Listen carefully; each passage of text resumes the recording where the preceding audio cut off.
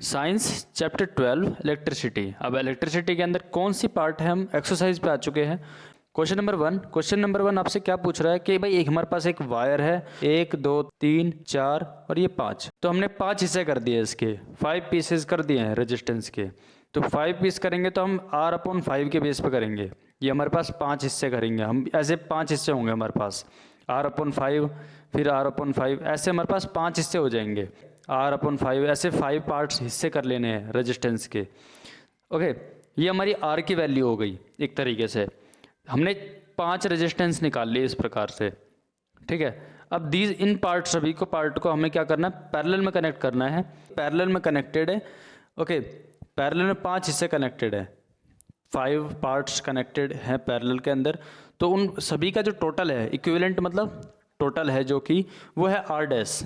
तो हम R dash को निकालने के लिए बोल रहा है कि R dash total equivalent resistance, मतलब टोटल रेजिस्टेंस आपने कैसे निकालोगे। और निकालने के बाद यदि आपने निकाल भी लेते हो तो उसमें आपने R/R डैश की क्या वैल्यू होगी। यदि हमने R की वैल्यू निकाल ली है और R/R डैश की वैल्यू क्या होगी, तो R/R डैश की क्या वैल्यू होने वाली है, ये चीज़ पूछ रहा है क्वेश्चन आपसे। पहली चीज़ भाई 1/R डैश है, वो कैसे हो, क्या होगा हमारे पास 1/R प्लस 1/R1, यहाँ पर 1/R2 प्लस 1/R3, 5 है तो हमें 3 लगाना है, 5 तक लगाने। 1/R4 प्लस 1/R5, R5 तक रखने हैं। अब हमारे पास जो R की वैल्यू थी, R डैश की वैल्यू नहीं, R की वैल्यू थी, वो थी R/5। मतलब कि 1/R dash equal to 1/R/5 फिर प्लस 1/R/5 फिर प्लस 1/R/5, ऐसे ही 5 बार था। R/5 प्लस 1/R/5, तो ये 5 बार है, 5 टाइम्स है। सेम चीज़ 1/R डैश, 1/R डैश के बाद क्या बन जाएगा, 5/R हो जाएगा। यहाँ पर सोल्व करेंगे हम, इसको सोल्व करेंगे तो हमारे पास 5/R बनेगा प्लस 5/R। इसको सोल्व करने के बाद फिर अगेन 5/R, इसको सोल्व करने के बाद और फिर अगेन प्लस 5/R फिर प्लस 5/R, ऐसे करके हो जाएंगे हमारे पास। अब इसमें हमें क्या कर लेना है, यहाँ पर इसका एलसीएम निकालेंगे हम। पाँचों R का हमें एलसीएम निकालना है, तो किस प्रकार से निकालेंगे एलसीएम, R 1/R डैश। तो यहाँ पर एलसीएम निकाल के देखेंगे तो पाँचों R का हमें एलसीएम निकालना है, तो एक ही R बनेगा। तो 5/R था, 5/R था प्लस 5/R फिर प्लस 5/R फिर प्लस 5/R फिर प्लस 5/R, ऐसे 5 रेजिस्टेंस थे तो इसमें सिंगल R रेजिस्टेंस निकल जाएगा। अब यहाँ पर क्या होगा, 5 प्लस, ठीक है, फिर यहाँ पर 1 होगा, 1 मल्टीप्लाई होगा 5 से, तो यहाँ 5 प्लस, फिर यहाँ 5 प्लस, फिर 5 प्लस, फिर 5, तो कितने हो गए टोटल, 25 हो गए। तो 1/R dash equal to 25/R। अब इसकी वैल्यू अब क्रॉस मल्टीप्लाई कर लेंगे यहाँ पर, क्योंकि हमें रेशियो निकालना है किसका, R/R डैश का रेशियो निकालना है। तो हमें क्या कर लेंगे, क्रॉस मल्टीप्लाई करेंगे। तो हमें रेशियो कैसे निकालते हैं, क्रॉस मल्टीप्लाई कर लेंगे इसको। तो यहाँ पर क्या हो जाएगा, ये R equal to 25R dash. अब अगेन R/R डैश हो जाएगा यहाँ पर और इक्वल टू 25। तो ये हमारा निकल चुका है 25। तो R/R डैश की जो वैल्यू निकली है वो 25 है। ओके, तो ये आंसर क्या होगा, 25। समझ में आया आपको, ये चीज़ ज़रूरी है।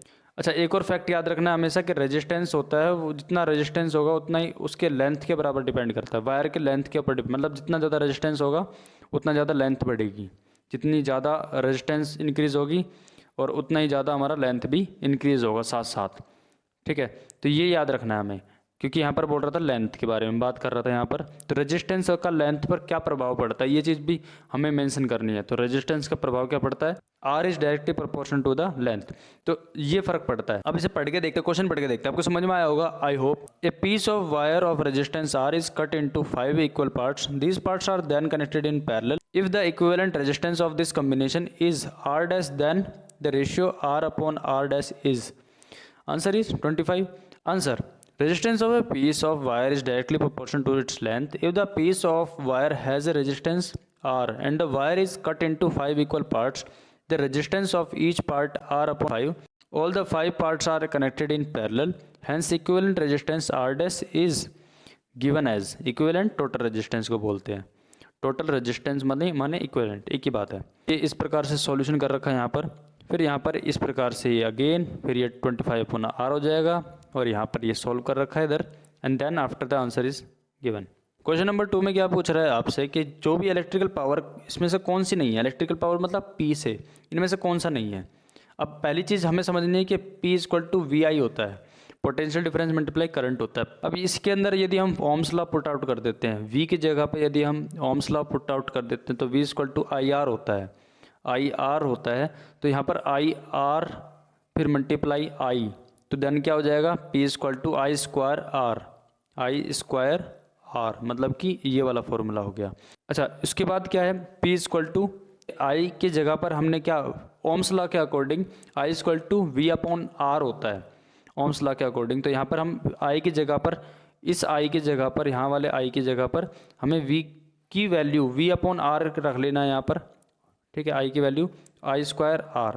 अब यहाँ पर क्या हो जाएगा P equal to V square upon R square multiply R.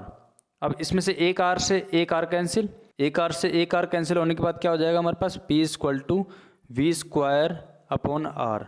तो ये कितने फॉर्मूले आ गए हमारे पास, एक फॉर्मूला हो गया हमारे पास, ये दूसरा फॉर्मूला था और ये हमारे पास तीसरा फॉर्मूला हो गया. 3 फॉर्मूले हो गए हमारे पास, 1, 2 और 3. अब इसमें ऑप्शंस में देखो इनमें से कौन कौन सा मैच कर रहा है.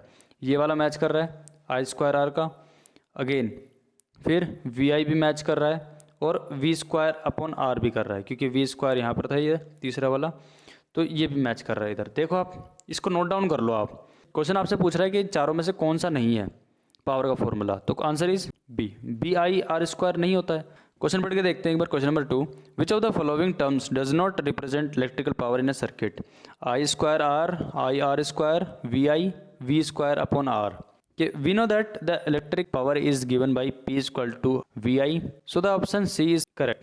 तो C सही है according to Ohm's law. Ohm's law के अकॉर्डिंग ये तरीके से करके बता रखा है आपको, ये तरीके सीधे सीधे करके बता दिया, मतलब कि आपको एक तरीके से करके बता रहा है कि पूरा आंसर लिख के. बट आपको मेन जो चीज़ है ना वो आनी चाहिए, जो मैंने समझाया आपको वो अच्छे से आना चाहिए ना. Putting the value of V from equation second, वो इक्वेशन बना दी गई है, इस प्रकार से सॉल्व हो जाएगा. और इसमें हमने ये इक्वेशन भी बना ली और इसमें D इज़ करेक्ट. अगेन ये करेक्ट करते चलना चाहिए, A is correct. Again last में कौन बच गया B is incorrect. B does not represent electrical power in a circuit. Question number 3 में क्या बोल रहा है आपसे कि an electric bulb is rated. ये हमारे पास वोल्टेज हो गई, ये हमारे पास पावर हो गई. अब ये बोल रहा है कि रिड्यूस यदि हम कर रहे हैं, कम कर रहे हैं, ये इतना हमने कम कर दिया. यदि हमारे पास कोई डिवाइस है वो 220 वोल्ट पे चल रहा था और उसका पावर था इतना 100 वोल्ट था, तो यदि हमारे पास कोई भी डिवाइस है 110 वोल्टेज का है, दैट मीन्स कितना कम हो गया 110 कम हो गया वोल्टेज, रिड्यूस हो चुका है.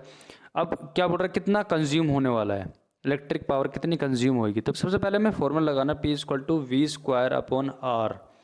फॉर्मूला लगा दिया हमने, सिंपल सी बात है. P equal to V square होता है, V स्क्वायर अपॉन R होता है. तो हमने हमारे पास क्या क्या दे रखा है, पावर दे रखी है, पोटेंशियल डिफरेंस दे रखा है और रेजिस्टेंस नहीं दे रखा है इसके अंदर. तो पावर का हमने लिख दिया, यहाँ पर पावर कितनी है 100 वाट है और इक्वल टू पोटेंशियल डिफरेंस कितना है 220 का स्क्वायर अपॉन R. अब इसमें 220 का स्क्वायर कितना हो जाएगा हमारे पास 48400. 100 इक्वल टू 48400 अपॉन R. अब यहाँ पर R की वैल्यू निकाल लेंगे हम, क्रॉस मल्टीप्लाई करके R की वैल्यू निकाल लेंगे.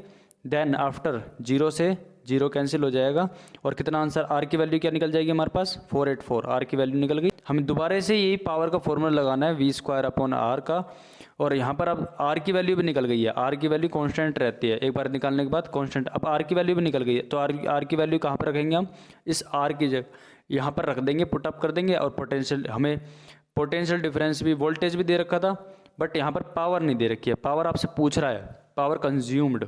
अब यहाँ पर दूसरे केस में पावर पूछ रहा है, तो पहला पावर दे रखा है, दूसरे केस में पावर पूछ रहा है आपसे.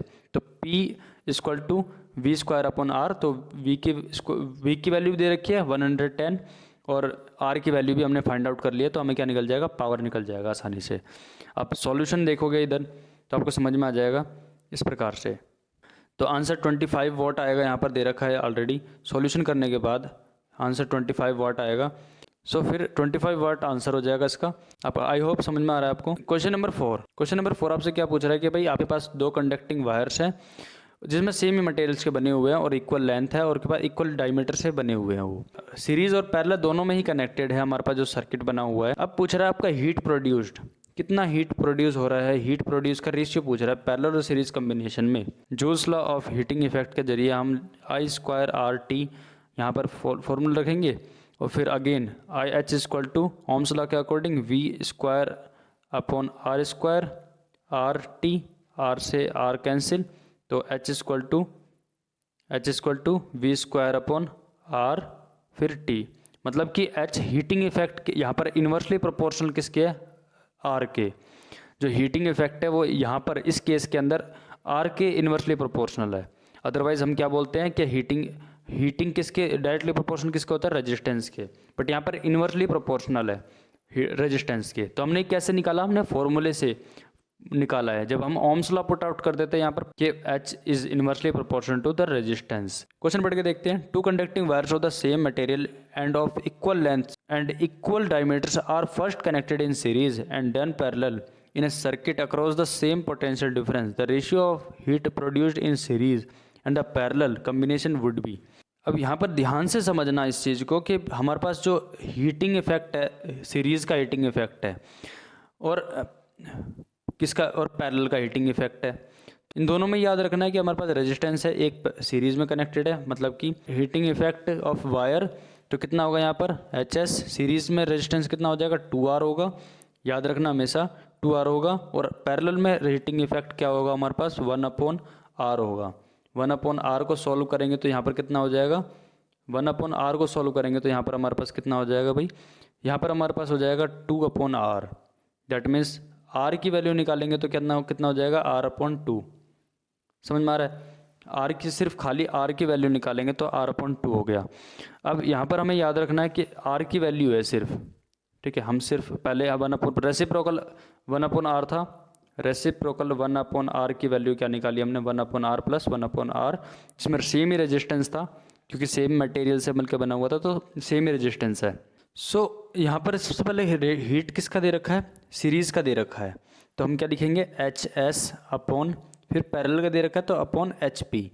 तो हमने अभी क्या निकाला था HS का, तो HS का फॉर्मूला क्या निकाला था हमने V²/RST फिर again upon V²/RP and then T से T कैंसिल और V² से V² कैंसिल, बच गया क्या हमारे पास 1/RS फिर अपॉन में 1/RP, ये बचा हमारे पास। इसको हम कैसे लिख सकते, इसको हम ऐसे भी लिख सकते हैं 1/RS फिर अगेन डिवाइड 1/RP, ऐसे लिखेंगे।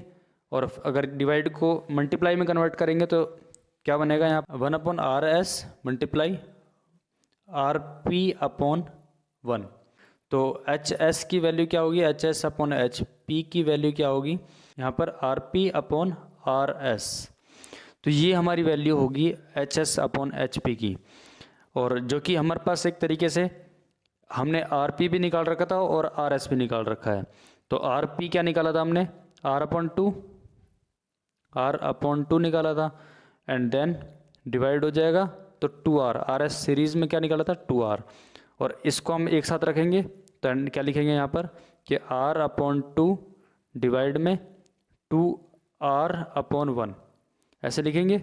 फिर आफ्टर इसको हमें कन्वर्ट करना है इसकी वैल्यू एक्चुअल वैल्यू में, डिवाइड मतलब मल्टीप्लाई वाली में, तो R/2 यहाँ पर लिख रहा हूँ मैं दोबारा से, R/2 मल्टीप्लाई वाली वैल्यू में लिखना है यहाँ पर, तो मल्टीप्लाई करके सॉल्यूशन करना है, एक्चुअल सॉल्यूशन करना है इसका 1/2R एंड ये R हो गया 2R हो गया।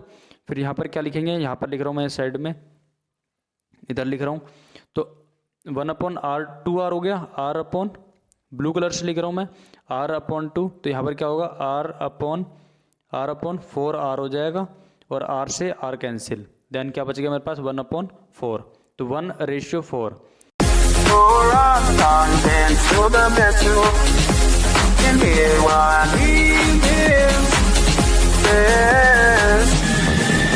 Shake that. Quality education.